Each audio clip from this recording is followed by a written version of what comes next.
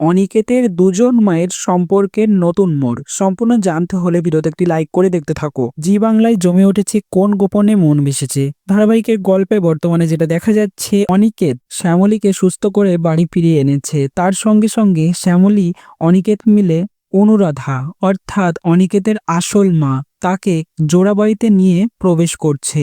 তখন তো অনিকেতের মামনি চিৎকার দিয়ে বলছে, অনি একে কেন এই বাড়িতে আনছে? তার হাতে ছিল জলের গ্লাস, সেটাও ভেঙে পড়ে যায়। তো এবার অনিকেতের দুজন মা, একটা হচ্ছে তার জন্মদাতা মা আর একটা হচ্ছে তাকে বড় করার মা।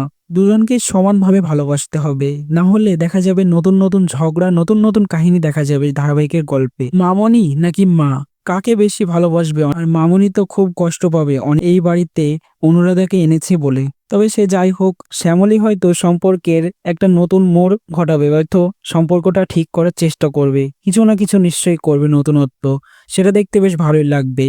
তো কেমন লাগবে সেটা তোমাদের অবশ্যই কমেন্টসে জানিয়ে এখনই সাবস্ক্রাইব করে নাও আমাদের ইউটিউব চ্যানেল। ধন্যবাদ সবাইকে।